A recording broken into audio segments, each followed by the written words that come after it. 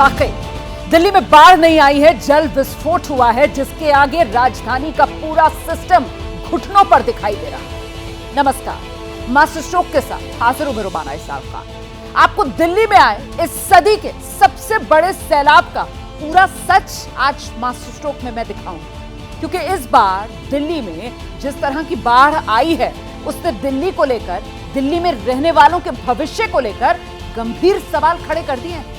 सवाल यह है, क्या दिल्ली द्वारका बनने वाली है?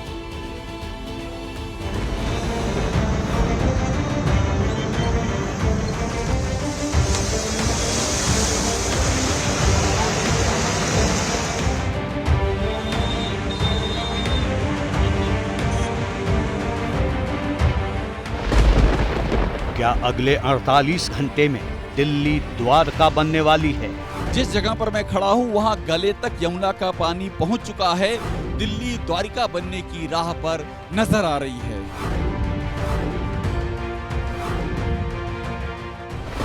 क्या दिल्ली में प्रधानमंत्री आवास डूबने वाला है? यमुना का रौद्र रूप दिल्ली को डुबाने पर आमदा है। पीएम आवास पर भी जलमग्न होने का खतरा मंडराने लगा है।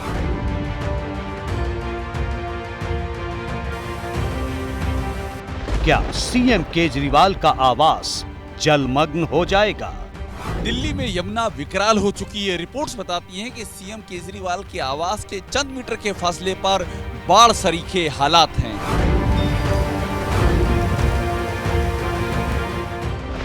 क्या अगले 48 घंटों में दिल्ली एनसीआर डूब जाएगा?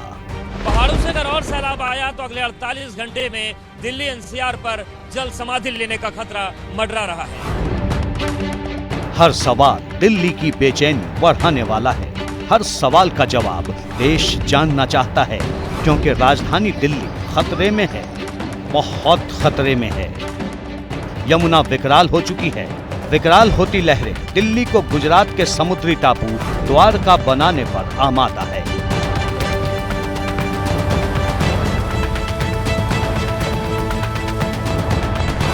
हर मिनट, हर सेकंड यमुना रौद्र रूप धारण कर रही है। यमुना का जल स्तर तेजी से बढ़ रहा है।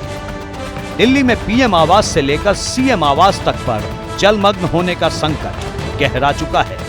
नॉर्थ से साउथ ब्लॉक तक यमुना की हाहाकारी लहरें तेजी से बढ़ रही हैं।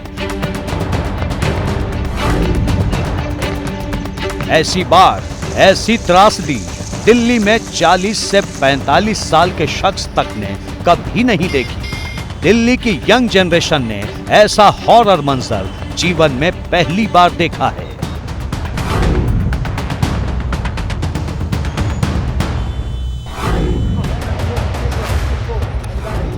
हालात बेकाबू हैं। दिल्ली गले तक डूब चुकी है। तो क्या अगले 48 घंटों में दिल्ली पानी पानी हो सकती है? क्या सदी की सबसे भीषण बाढ़ दिल्ली में आने वाली है? यह खतरा क्यों बढ़ा? यमुना का जलस्तर कितनी तेजी से बढ़ रहा है? अगर दिल्ली पर यमुना का साम्राज्य स्थापित हुआ, अगर बाढ़ का दायरा बढ़ा, तो महामारी और जल संकट से निपटने के लिए दिल्ली कितनी तैयार है?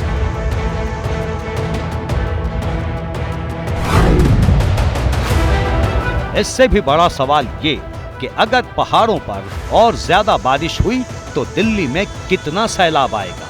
कहां कितनी तबाही मचेगी? क्या नोएडा, गाजियाबाद भी पानी पानी हो जाएंगे? यकीन मानिए, अगले 48 घंटे दिल्ली एनसीआर पर महासंकट के बादल हैं।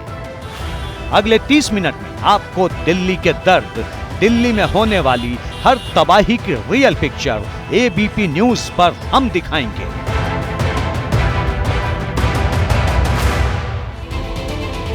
यमुना में उफान पहले भी आता था, लेकिन तब निचले इलाके ही डूबते। पर इस बार यमुना की लहरें लाल किले को घेर कर ललकार रही। डूबे तो दिल्ली के और भी इलाके हैं, लेकिन यमुना का जैसा गुस्सा लाल किले के आसपास के इलाकों में दिख रहा है, वो डरा रहा। रिपोर्ट देखिए।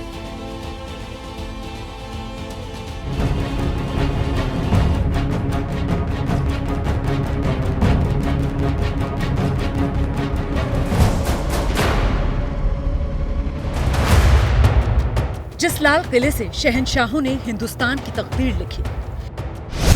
जिस लाल किले से हुक्मरान हिंदुस्तान के मुस्तकबिल का नक्शा खींचते हैं, वो इस वक्त यमुना की गिरफ्त में है। सदियों से ताजदार बदलते रहे लाल किले पर इस वक्त यमुना का कब्जा है। किले की दीवारों पर पानी जितनी तेजी से चढ़ रहा है, दिल्ली उतनी ही तेजी से डूब रही है। दिल्ली ने ऐसी बाढ़ 1978 में देखी थी। तब से अब तक पूरी पुश्त गुजर चुकी। लोगों ने ऐसी बाढ़ नहीं देखी। ये लाल किला के पीछे का हिस्सा है, लाल किले के पीछे का हिस्सा, और बिल्कुल पास में यहाँ पर प्राचीन हनुमान मंदिर है। हर तरफ पानी ही पानी है। ऐसा इन दुकानों के अंदर पानी पूरी तरीके से घुस चुका है। ये देखिए, ये दिखाइए जरा यहाँ पर। और इसके अलावा आसपास रहने वाले तमाम लोगों के घर जलमग्न हो चुके हैं। मैं थोड़ा सा आगे चला जाऊं, कमर तक पानी, और यहां से कुछ आगे और आदमी चला जाए तो डूब भी सकता है। रिंग रोड है, यहां से हर रोज लाखों गाड़ियां गुजरती हैं, लेकिन पूरी तरीके से ये रास्ता ठप पड़ा हुआ है। उम्र क्या है आपकी? मेरी 65 साल की उम्र है। 65 सालों में कभी ऐसा मंजर देखा दिल्ली में आपने? 65 साल में हम छोटे थे जब 78 के साल में इसे रिंग रोड से उधर थोड़ा पानी आया था और इधर कभी पानी नहीं आया। पीने का पानी बंद है, बिजली बंद है, खाने के लिए जगह बंद है। बार हमने इतना पानी देखा दिल्ली में, आज तक कभी जिंदगी में ऐसा पानी कभी पहली बार देखा। 17वीं सदी में लाल किला बनवाने वालों ने यमुना से मिट्टी और पानी लिया। विकास का दावा करने वालों ने यमुना की जमीन ले ली। अब बारी यमुना की है, जो आगे पीछे का सारा हिसाब बराबर करने पर अड़ी है। देखिए, जैसे जैसे हम यहाँ पर आगे बढ़ेंगे, मेरे घुटनों तक पानी है और आगे बढ़ते बढ़ते कमर तक पानी पहुंच जाएगा। लोग निकलने का प्रयास कर रहे हैं क्योंकि एक छोर से दूसरे छोर तक जाना है, लेकिन कोई दूसरा ऑप्शन उनके पास नहीं है। कैसे जाएं? पूरा का पूरा ये इलाका जल में समाधि लिए हुए नजर आ रहा है और कब इस समस्या का समाधान होगा, ये वाटर लॉगिंग कब तक रहेगी, कुछ नहीं पता। एक तस्वीर आप ये देखिए, ये आचार्य नरेंद्र देव गुलाब वाटिका है।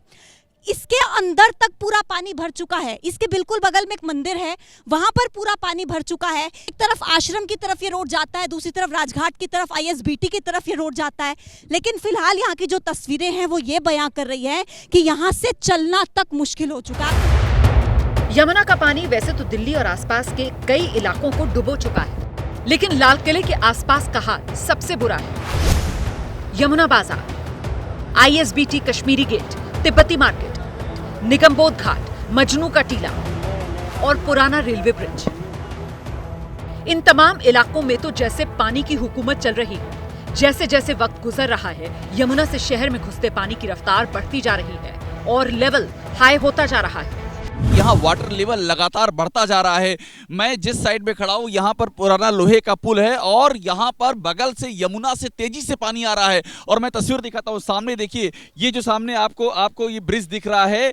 सुबह के समय हम यहाँ से लाइव कर रहे थे, हम उस ब्रिज के पास पहुँच रहे थे, तब जा करके पानी हमारे कंधे तक आ रहा था। और अब करीब उस ब्रिज से हम 70-80 मीटर की दूरी पर हैं और अभी जो है पानी कंधे पर आ गया है। यहाँ पर खड़ा हूँ लाल किले के उस तरफ के इलाके में, वहां से लगातार यमुना का पानी अंदर इंटर कर रहा है और ये पूरा ये बस्तियों का इलाका है। प्रिंट में दिखाईगा, सामने की ओर मंदिर दिख रहा है, उसके बगल में बस्तियां और वहां पर पानी भरता जा रहा है। ये लाल किले के पीछे की सड़क है। इसे राजधानी के खास इलाकों में गिना जाता है, लेकिन फिलहाल ये इलाका पानी पानी है और पानी भी ऐसा जो चढ़ता जा रहा है। लाल किले के पिछले हिस्से में यमुना का पानी भरना शुरू हो गया है। ओल्ड रेलवे लाइन जो है वो इस वक्त देखी जा सकती है। ये पुरानी दिल्ली से रेलवे लाइन जो आती है, पुरानी रेलवे लाइन, वो यहाँ पर है। और इसी जगह जहाँ से गाड़ियाँ सामने ITO की तरफ से आती हैं और सीधे कश्मीरी गेट जाती हैं, यह हिस्सा इस वक्त पानी पानी हो गया है और इस हिस्से को पूरी तरह से बंद कर दिया गया है। लोगों की आवाजाही इस हिस्से पे बंद कर दी गई है। दिल्ली का यमुना बाजार, लाल किले और सिविल लाइंस के बीच में बसे इस इलाके की अहमियत इसकी लोकेशन से जाहिर हो जाती है, लेकिन यमुना के उफान में इसकी तस्वीर मटमैली हो चुकी है। हालात ये हैं कि पानी घुटनों को पार करके तकरीबन कमर तक पहुंच गया है। पुलिस के जवान यहाँ भी पानी में उतर के लोगों को पार करने में मदद कर रहे हैं। और अब सामने उस तरफ, मेरे ठीक दूसरी तरफ अगर तस्वीरें देखें तो वहाँ पर बस बिल्कुल डूबा हुआ है, लगभग पानी में डूब चुका है। कुछ लोग थोड़ी देर पहले उसके ऊपर चढ़ के बैठ के खुद को बचाने की कोशिश कर रहे थे। अभी भी लोग यहाँ से आ जा रहे हैं, लोग तैर रहे हैं। दरअसल दिल्ली में लोग तैर रहे हैं। नए लोगों की तो छोड़िए, सैलाब का ऐसा मंजर देखने वालों में पुराने लोग भी इक्का दुक्का ही मिलेंगे। पहले दिल्ली की ऐसी सूरत अगर मैं पूछूं अपने दर्शकों से तो वो बोलेंगे कि इससे पहले ऐसी सूरत राजधानी दिल्ली की उन्होंने देखी है, तो वो कहेंगे कभी नहीं। यहाँ पर बहुत बड़ी संख्या में लोग आए हैं जो आपदा में अवसर ढूंढ रहे हैं, फोटो खींच रहे हैं। और ये यमुना बाजार का इलाका, सामने प्राचीन हनुमान मंदिर की बात आपने की, वहाँ पर पूरा का पूरा जो मंदिर प्रांगण है वो डूब चुका है, ये जानकारी मिल रही है। साथ ही निगमबोध घाट है कुछ दूरी पर, वो भी पूरा डूबा हुआ है। और क्या ये पहली बार देखी है ऐसी सूरत? हमारे बचपन में 40 साल पहले, हाँ 40 साल पहले इससे कम था, लेकिन अब ज्यादा हुआ है। यमुना के उफान ने दिल्ली आने जाने के जरिए पर भी जोरदार प्रहार किया। जिस कश्मीरी गेट की पहचान दिल्ली के सबसे बिजी बस अड्डे के तौर पर है, वो पूरा इलाका झील में बदल चुका है। इसके अलावा पुराना लोहे का पुल, वहाँ ट्रैफिक बंद होने की वजह से सैकड़ों ट्रेन या तो कैंसिल की जा चुकी हैं या उन्हें डाइवर्ट किया गया है। दिल्ली में यमुना में जब जब पानी चढ़ता है, लोहे के पुल वाला इलाका सबसे पहले डूबता है। ऐसा ही इस बार भी हुआ। इस बार पानी चढ़ा तो इंसान जान बचाकर निकल गए, लेकिन बेजुबान सैलाब में फंस गए। ये इलाका है लोहा पुल और उसके नीचे जो यमुना है वो ये पूरा का पूरा इलाका जलमग्न हो चुका है, पानी में डूब चुका है। और यहाँ जो लोग रहते थे, स्थानीय लोगों को हटा करके किनारे इलाकों पे शिफ्ट कर दिया। दूर आपको हरी हरी गौशाला का टेंट नजर आएगा, सामने गौशाला है और उस गौशाले में तकरीबन 250 से 300 गायों की होने की बात कही जा रही है। उसके बाद आज शाम 2 PCR को एक कॉल आई और PCR दिल्ली पुलिस आपको देखिए नजर आएगी मौके पर। दिल्ली पुलिस, NDRF की टीम भी मौके पर है, डिजास्टर मैनेजमेंट की टीम, सब लोग यहाँ पर पहुंचे और वो पहुंचकर लगातार गायों को रेस्क्यू करने का काम कर रहे हैं। देखिए आप सामने। दिल्ली इस सैलाब से कब निकलेगी? यमुना का पानी अभी लौटेगा या और चढ़ेगा? दिल्ली की मुश्किल का हल कब निकलेगा? फिलहाल ये कोई और नहीं, खुद यमुना ही तय करेगी। दिल्ली देश की राजधानी है। यहाँ राष्ट्रपति रहते हैं, प्रधानमंत्री रहते हैं और दिल्ली के मुख्यमंत्री रहते हैं। सवाल है कि यमुना में आए उफान से VVIPs के घर कितने महफूज हैं? यमुना का पानी संसद से कितनी दूर है? आपके हर सवाल का जवाब इस रिपोर्ट में।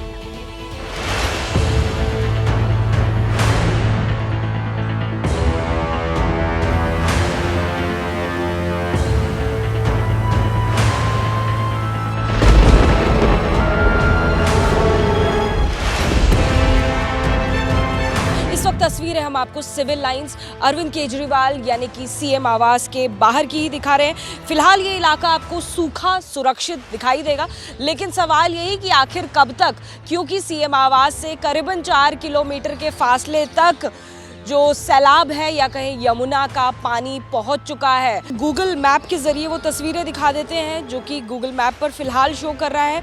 बाढ़ प्रभावित होने का जो पूरा इंस्ट्रक्शन है वो भी आ रहा है और इसी के साथ में आपको आइडिया मिलेगा कि आखिर CM आवास से सैलाब कितनी दूर है। देखिए करीबन 5 किलोमीटर का फासला है, लेकिन डाइवर्जन की वजह से इस वक्त 8 किलोमीटर यहाँ पर शो कर रहा है।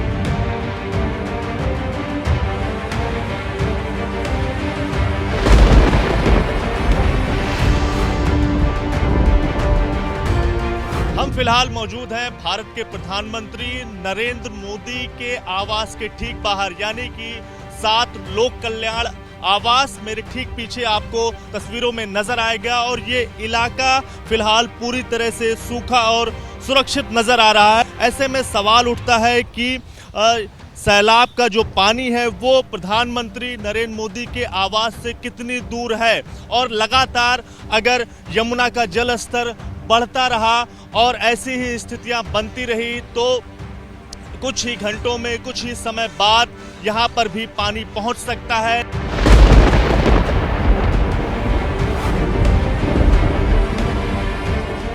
अभी जहां हम खड़े हैं दरअसल ये रायसीना हिल है और मेरे पीछे जो आप भवन देख रहे हैं ये राष्ट्रपति भवन है, जहां पर देश की राष्ट्रपति द्रौपदी मुर्मू का ऑफिस और आवास है। और ये जो सड़क देख रहे हैं, जैसे अभी हमने आपको संसद के पास से दिखाया वैसे ही बता रहे हैं, ये सड़क राजपथ जा रहा है। जो इंडिया गेट से लेफ्ट लेंगे तो ITO पहुंचेंगे, जहां पर सैलाब का पानी आ चुका है, यानी कि वो पानी जिससे आधी दिल्ली इस समय डूबी हुई है वो पानी ITO तक पहुंच चुका है। अगर सोचिए इस जगह पे आ जाए तो क्या हाल होगा। बहरहाल यहाँ तक पानी पहुँचने में बहुत समय लगेगा। अगर यहाँ तक पहुँच गया और पानी इस सड़क पर आ गया तो समझिए कि दिल्ली पूरी तरह से कोलैप्स हो जाएगी, डूब जाएगी।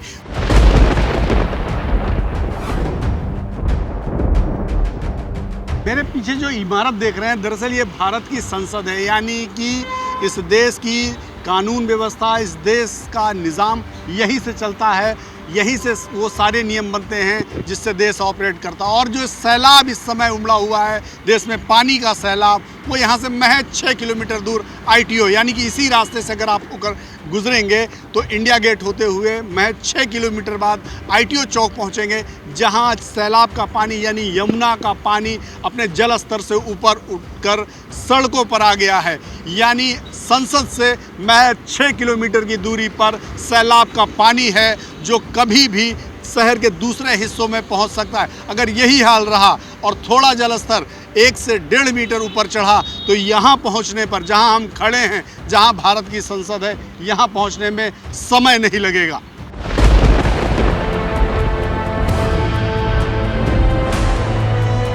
दिल्ली के लेफ्टिनेंट गवर्नर यानी कि राज्यपाल के घर के बाहर मैं इस वक्त मौजूद हूँ। विनय कुमार सक्सेना का घर है। फिलहाल बाढ़ प्रभावित दिल्ली की जैसी तस्वीरें यहाँ से नहीं दिखाई दे रही हैं। सुरक्षित दिखाई दे रहा है, पानी में डूबा हुआ नहीं दिख रहा है, जैसी की तस्वीरें दिल्ली के तमाम हिस्सों से आ रही हैं। दिल्ली में जगह जगह पर 10 फीट तक पानी भरा हुआ नजर आ रहा है। लेकिन सवाल यही कि सैलाब के पानी से आखिर कितना दूर है LG हाउस। तो आपको जानकारी के लिए बता दें कि LG हाउस से केवल 5 किलोमीटर की दूरी पर मौजूद है मोनेस्ट्री का वो इलाका, मजनू का टीला, जहां पर पानी भर चुका है। बुरी तरह से वो इलाका बाढ़ प्रभावित है। लेकिन आखिर कब तक सैलाब के इस पानी से ये जगह अछूती रहेगी, क्योंकि बाढ़ का, सैलाब का पानी अब केवल 4 से 5 किलोमीटर पास पहुंच चुका है LG हाउस के भी। यमुना में उफान आया तो किसी को भी संभलने का कोई मौका नहीं मिला। बाढ़ ने हजारों लोगों के सिर से एक झटके में छत छीन ली, हजारों लोगों को एक झटके में बेघर कर दिया, उन्हें दाने दाने को मोहताज कर दिया। सैलाब ने इस वर्ल्ड क्लास सिटी के जिन लोगों को दरबदर किया, एक सैलाब उनके दर्द का भी है। ये रिपोर्ट।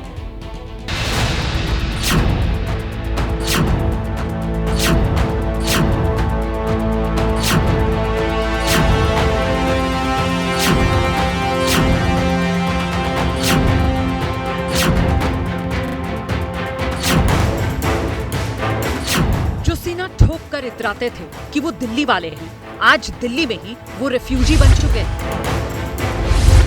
जिन्हें नाज था कि वो नोएडा की वर्ल्ड क्लास सड़क पर चलते हैं, वर्ल्ड क्लास मॉल्स में घूमते हैं, उन्हें पांव टिकाने के लिए जगह नहीं मिल रही। पहले से रह रहे हैं यहाँ तो 10 साल से रह रहे हैं। पारी तो रात ही आए हैं यहाँ, तो रात ना खाना ना पीना कुछ ना पानी। 21वीं सदी में दिल्ली NCR ने सैलाब की ऐसी विभीषिका नहीं झेली। ज्यों-ज्यों आप यमुना के करीब जाएंगे, जान बचाने की जुगत में घर छोड़कर भागते लोगों की भीड़ रेला बनते दिख जाएगी।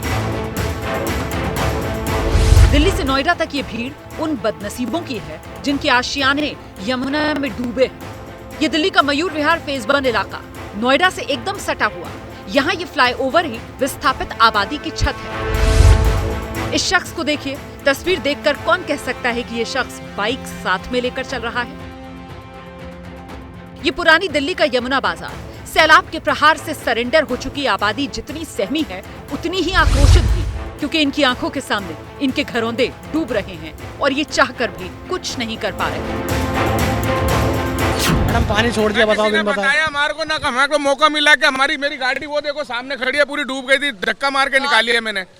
हमें मौका ही नहीं मिला, ना किसी ने बताया कि भाई यहाँ पानी भरेगा या पानी भरने वाला है। दिल्ली में बढ़ते यमुना के जलस्तर ने कई घरों में सांप और बिच्छू की टेंशन दे दी। उस्मानपुर में हालात ऐसे कि पूरी बस्ती पानी में डूब गई। कई घरों में जहरीले जीव बहकर पहुंच गए। यही हमारा उस्मानपुर, करतार नगर, ये सब मुश्किल में आएंगे सर। 45 साल के बाद ऐसी बाढ़ आई है जो कि यहाँ पे लोग बहुत परेशान हो रहे हैं। मतलब यहाँ की जो व्यवस्था है बिल्कुल चरमरा गई है और यहाँ पे कोई सुविधा नहीं दी जा रही है। सैलाब के महासंकट में NDRF टीम ने जिन लोगों की जान बचाई, उनके चेहरों पर खौफ अब भी कायम है। ये नहीं पता था कि इतना भरेगा, यहाँ तक का पूरा अंदाजा नहीं था कि ऊपर तक का बढ़ जाएगा। हथनीकुंड बैराज से 3 लाख क्यूसेक पानी छोड़े जाने के बाद यमुना नदी नोएडा के लिए भी सबसे बड़ा खतरा बन चुकी है। सैकड़ों परिवार घर-बार छोड़ चुके हैं। ये बदनसीब मदद के लिए तरस रहे हैं। नोएडा सेक्टर 135 में तो कई जगह करीब 10-10 फीट तक पानी भर गया है। 2 दिन हो गए, रात में आया था, अचानक पानी आया है और लोगों को पता ही नहीं, लोगों को पता तक नहीं चला कि सामान निकालने का तक टाइम नहीं मिला इस टाइम।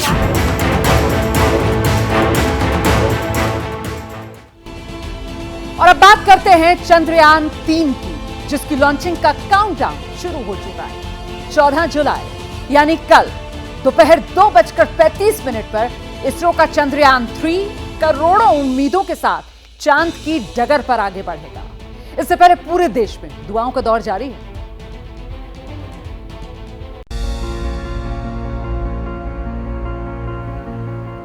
नमस्कार, एबीपी न्यूज पर हाजिर हूं मैं रुमाना इसार खान। नमस्कार, मैं अखिलेश आनंद हूं। नमस्कार, मैं हूं आपके साथ शीरीन। चांद पर 4 चांद लगाएगा हिंदुस्तान, क्योंकि 4 साल बाद स्वर्णिम इतिहास लिखने की तैयारी है। जी हां, 4 साल के बाद सपना होगा साकार। हम दुनिया को कराएंगे चांद के अनदेखे हिस्से का दीदार। तकनीक के जरिए चंद्रयान की खूबियों से लेकर उसके चांद तक के हैरतअंगेज सफर से रूबरू कराएंगे।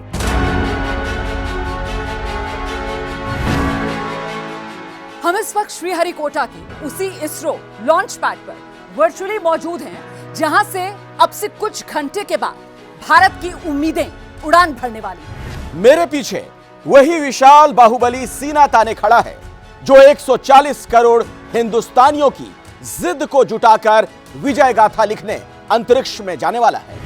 और हम इस वक्त रॉकेट के उस हिस्से के पास मौजूद हैं, जहां हिंद का मस्तक ऊंचा करने वाला चंद्रयान फिट है।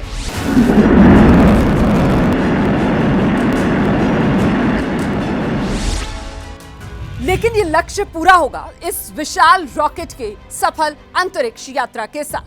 बाहुबली LVM-3 रॉकेट चंद्रयान को अंतरिक्ष तक कैसे पहुंचाएगा, इसे हम दिखाते हैं इस खास प्लेटफॉर्म जिस पर मैं मौजूद हूं। यहां से आप रॉकेट के हर हिस्से को बेहद करीब से देख पाएंगे। इस रॉकेट के पेलोड, फेयरिंग सहित 4 हिस्से हैं। पहले हिस्से में ये 2 ठोस जो आपको नजर आ रहे हैं रॉकेट बूस्टर्स S-200, इसमें 205 टन ठोस रॉकेट ईंधन भरा है।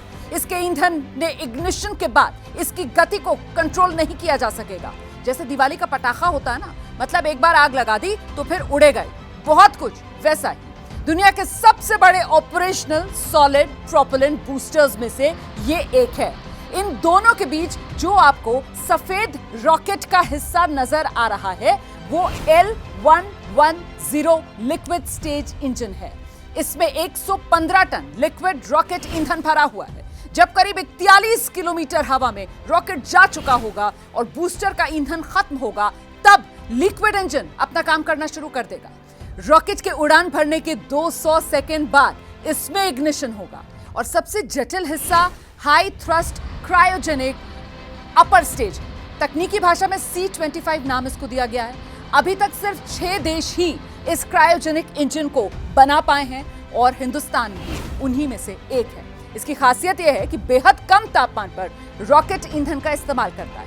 इसमें 28 टन लिक्विड ऑक्सीजन और लिक्विड हाइड्रोजन भरा हुआ है। तो इन तीनों इंजन की जिम्मेदारी है सबसे ऊपर वाले हिस्से में फिट चंद्रयान के इंटीग्रेटेड मॉड्यूल को पृथ्वी की बाहरी कक्षा में पहुंचाना। रॉकेट के 3 हिस्से जिस चंद्रयान को ले जाने के लिए जुटे हैं वो यहां पर लगा है, यानी सबसे ऊपरी हिस्से में, और इसी में है चंद्रयान का इंटीग्रेटेड मॉड्यूल। इसके भीतर वही प्रोपल्शन मॉड्यूल है जिसके ऊपर चंद्रयान 3 फिट है।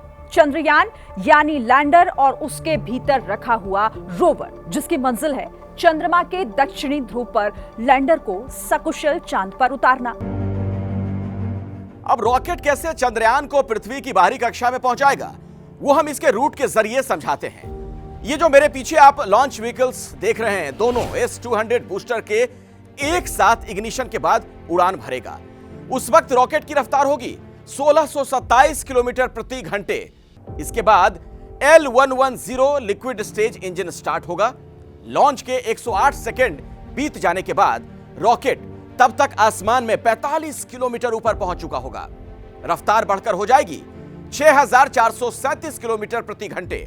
इसके बाद दोनों बूस्टर 127वें सेकेंड में यानी करीब 2 मिनट के बाद रॉकेट से अलग होंगे। इसके बाद चंद्रयान 3 को वायुमंडल की गर्मी और नुकसान से बचाने वाली हीट शील्ड अलग होगी, यानी जिस हिस्से में चंद्रयान का इंटीग्रेटेड मॉड्यूल है वो अलग होगा और चंद्रयान का इंटीग्रेटेड मॉड्यूल खुले आकाश में दिखने लगेगा। और फिर लॉन्च व्हीकल से यह लिक्विड इंजन भी अलग हो जाएगा। अब इस क्रायोजेनिक इंजन के काम करने की बारी आएगी। 2 सेकंड के भीतर क्रायोजेनिक इंजन स्टार्ट होगा। 308 सेकंड बीतते ही यहां से 954 सेकंड तक क्रायोजेनिक इंजन जमीन से 175 किलोमीटर की ऊंचाई तक चंद्रयान को लेकर जाएगा और अब तक रफ्तार दुगनी हो चुकी होगी, 36,871 किलोमीटर प्रति घंटे। तब यह इंजन बंद होगा और उड़ान के 969वें सेकंड पर लॉन्च व्हीकल चंद्रयान के इंटीग्रेटेड मॉड्यूल को जमीन से 179 किलोमीटर ऊपर GTO यानी जियो सिंक्रोनस ट्रांसफर ऑर्बिट में स्थापित कर देगा। इसके बाद सौर पैनल खुलेंगे और चंद्रयान पृथ्वी के चक्कर लगाना शुरू कर देगा।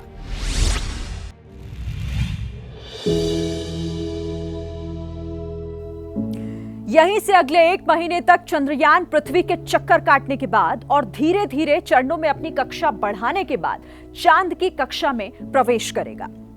चंद्रमा की कक्षा में प्रवेश के बाद 100 किलोमीटर की कक्षा में आने के बाद लैंडर को प्रोपल्शन मॉड्यूल से अलग किया जाएगा। फिर लैंडर अपनी स्पीड कम कर सकेगा, जिसके बाद आदर्श परिस्थिति में लैंडर की चांद पर सॉफ्ट लैंडिंग होगी। लैंडर के चंद्रमा की सतह पर उतरने के बाद रोवर लैंडर से नीचे आएगा और चंद्रमा की सतह पर चलेगा। चंद्रयान 2 के लैंडर विक्रम ने चंद्रमा की सतह से करीब 2 किलोमीटर पहले ही संपर्क खो दिया था और चांद पर उसकी क्रैश लैंडिंग हो गई थी। लेकिन इस बार मिशन चंद्रयान 3 में ऐसा क्या सुधार किया गया है जिससे मिशन की सफलता के चांसेस और बढ़ जाते हैं? इसके लिए आपको लेकर चलते हैं इसरो सेंटर। अब हम आ चुके हैं इसरो के सेंटर में, जहां चंद्रयान के हिस्सों को असेंबल किया गया है। यहां पर आपको यह जानना जरूरी है कि चंद्रयान 3 में बदलाव क्या हुए हैं। चंद्रयान 3 में जो पहला बड़ा बदलाव है वो ये कि ऑर्बिटर इस चंद्रयान 3 में मौजूद नहीं है, क्योंकि चंद्रयान 2 का जो ऑर्बिटर है वो अभी भी चंद्रमा की कक्षा में बिल्कुल ठीक तरीके से काम कर रहा है और जरूरत पड़ने पर इससे संचार में मदद ली जा सकती है। तो चंद्रयान 3 में ऑर्बिटर नहीं है और इसकी जगह प्रोपल्शन मॉड्यूल को लगा दिया गया है जो नेविगेशन में मदद करेगा। और साथ ही आपको बताती हूं कि जो लैंडर है उसको इस बार और ज्यादा मजबूत बनाया गया है ताकि लैंडिंग का प्रभाव झेलने में वो बेहतर रहे। पिछली बार आप जानते हैं लैंडिंग के वक्त ही गड़बड़ी हो गई थी। लैंडर के पैर जो हैं वो इस बार और अधिक मजबूत बनाए गए हैं ताकि जो लैंडिंग का इंपैक्ट है उस समय ज्यादा मजबूती से चांद पर कदम अपने जमा सके। साथ ही स्पीड कंट्रोल करने के लिए भी एक्स्ट्रा सेंसर्स लगा दिए गए हैं ताकि जो गति है उस पर नजर रखी जाए, गति का सही आकलन किया जा सके। चंद्रयान 2 लैंडर की विफलता की वजह बनने वाली जो सॉफ्टवेयर की समस्या थी ना, उसे इस बार पूरी तरीके से ठीक कर लिया गया है। लैंडर में अब 5 मोटर की जगह इस बार 4 मोटर ही लगाए गए हैं और इस वजन का इस्तेमाल जो है वो दूसरे काम में लिया गया है। मतलब लैंडर में इस बार चंद्रयान 2 के मुकाबले फ्यूल ज्यादा है, जिससे लंबे समय तक बेहतर नेविगेशन मिल सकेगी और गलती की गुंजाइश ना रहे। इसके लिए सैकड़ों बार इस पूरे सिस्टम की टेस्टिंग भी की जा चुकी है। और अब आखिरी लेकिन सबसे अहम बात, और वो ये कि आखिर इस तरह से चांद पर पहुंचकर क्या हासिल होगा। ये सवाल शायद आपके मन में भी होगा। तो आइए इस सवाल को समझने की कोशिश करते हैं कि चांद पर पहुंचना क्यों जरूरी है। कुछ अहम बातें इससे जुड़ी हुई आपको हम बताते हैं। देखिए, जिस ब्रह्मांड के भीतर हमारी पृथ्वी मौजूद है उसे समझने के लिए सबसे नजदीकी ग्रह यानी चांद को समझना जरूरी है। ये दुनिया को अपनी क्षमता दिखाने का मौका है कि हम कम खर्च में रॉकेट लॉन्च से लेकर स्किल्ड मैन पावर के जरिए कामयाब हो पाए हैं। अरबों डॉलर का ये अंतरिक्ष बाजार है जिसमें हमारी मौजूदगी और ज्यादा मजबूत हो जाएगी। और देखिए, सिर्फ यही नहीं, दुनिया को हम ये बता पाएंगे कि बिना किसी विदेशी मदद के हम इस अकल्पनीय मुकाम तक पहुंच पाने में सक्षम हैं। चंद्रमा पर सॉफ्ट लैंडिंग करने वाला चौथा देश बनकर भी दिखाना है। चंद्रयान 2 की पिछली असफलता को पीछे छोड़कर इसरो और देश के मनोबल को और ज्यादा बढ़ाना है। और चंद्रयान 3 की सफलता से हमें सूर्य मिशन और मानव अंतरिक्ष मिशन गगनयान के लिए भरोसा भी पैदा होगा। आप जानते हैं फ्रांस दौरे पर प्रधानमंत्री नरेंद्र मोदी पेरिस पहुंच चुके हैं। प्रधानमंत्री नरेंद्र मोदी की फ्रांस की प्रधानमंत्री से मुलाकात हुई है। पीएम एलिजाबेथ बोर्न से प्रधानमंत्री नरेंद्र मोदी की मुलाकात हुई है। और आपको यह भी बता दूं कि फ्रांस के राष्ट्रपति मैक्रोन से भी प्रधानमंत्री नरेंद्र मोदी की मुलाकात होनी है और थोड़ी देर में भारतीय समुदाय को भी पीएम संबोधित करेंगे। हम सीधे आपको लेकर चलते हैं, हमारे साथ डिफेंस एडिटर हमारे आशीष सिंह इस वक्त जुड़ रहे हैं पेरिस से। जरा जानते हैं आशीष से कि एक तो ये मुलाकातों का दौर कितना महत्वपूर्ण रहने वाला है और दूसरा ये भी बताइए कि भारतीय समुदाय कितना उत्साहित प्रधानमंत्री नरेंद्र मोदी के संबोधन को लेकर। आशीष।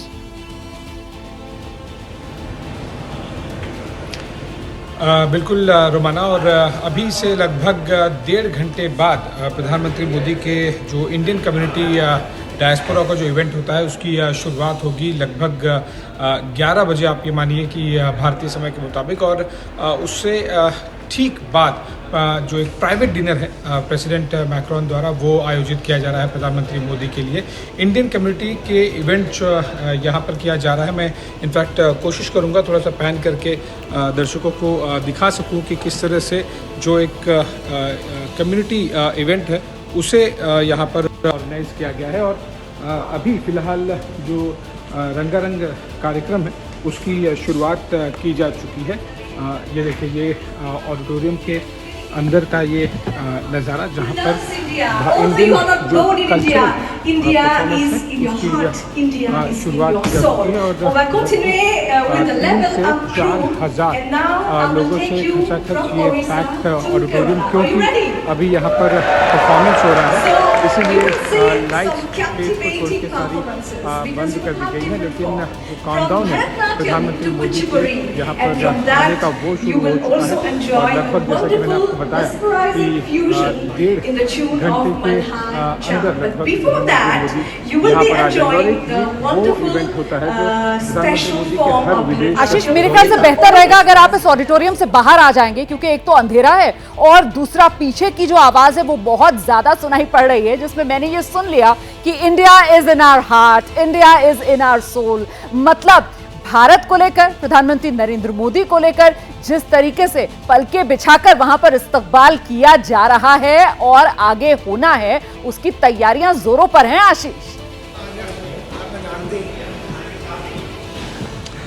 बिल्कुल रोमाना, और यही एक इवेंट होता है जिसको लेकर जो पूरा इंडियन कम्युनिटी है वो बहुत ज़्यादा एक्साइटेड होता है। और देखिए, जब भी प्रधानमंत्री मोदी का एक विजिट हो तो वो सब्सटेंस और सिंबलिज्म दोनों पर काफ़ी ज़्यादा फोकस किया जाता है। सिंबलिज्म की बात करें तो प्रधानमंत्री मोदी गेस्ट ऑफ ऑनर हैं, जो बैस्टिल डे परेड कल सुबह यहाँ पर होनी है।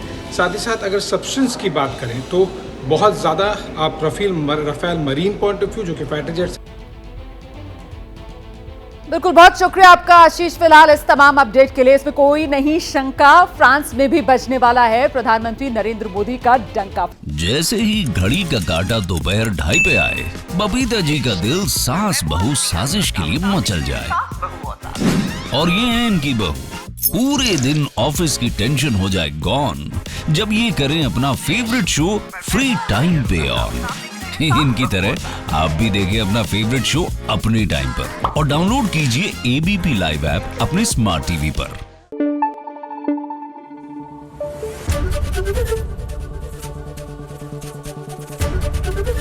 एबीपी न्यूज आपको रखे आगे।